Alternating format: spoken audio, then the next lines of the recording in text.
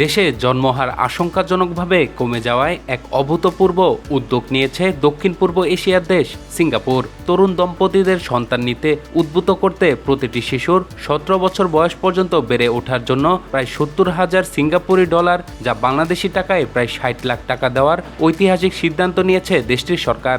সম্প্রতি দেশটির প্রধানমন্ত্রী লরেন্স ওং এই বিশেষ সহায়তার কথা ঘোষণা করেন। সিঙ্গাপুর এখন সন্তান জন্মদানের হার ইতিহাসের সবচেয়ে নিচে নেমে এসেছে।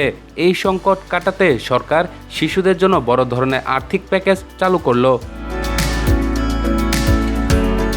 নতুন এই নিয়মের সবচেয়ে বড় সুবিধা হলো টাকা শুধু শিশু জন্ম নেওয়ার পরপরই শেষ হয়ে যাবে না, বরং বাচ্চার পড়ালেখা, চিকিৎসা ও বেড়ে ওঠার পুরোটা সময় অর্থাৎ 17 বছর বয়স পর্যন্ত সরকার ধাপে ধাপে টাকা দিয়ে যাবে।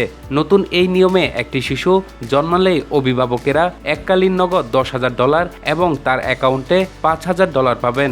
এরপর শিশুটির বয়স 1 থেকে 16 বছর হওয়া পর্যন্ত প্রতি বছর আরও $2,000 করে নগদ টাকা দেওয়া হবে। আর সন্তানদের বয়স 17 বছর হলে উচ্চশিক্ষার খরচের জন্য একেবারে দেওয়া হবে আরও $10,000। এছাড়া নতুন মা বাবার জন্য কাজের ছুটি বাড়ানো এবং বাড়ি কেনার ক্ষেত্রে বাড়তি সুবিধার ব্যবস্থাও করা হচ্ছে।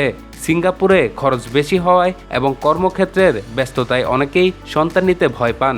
সরকারের আশা এই বিশাল আর্থিক সাহায্য তরুণ দম্পতিদের ভয় দূর করবে এবং তারা সুখে শান্তিতে পরিবার গড়তে উৎসাহিত হবেন।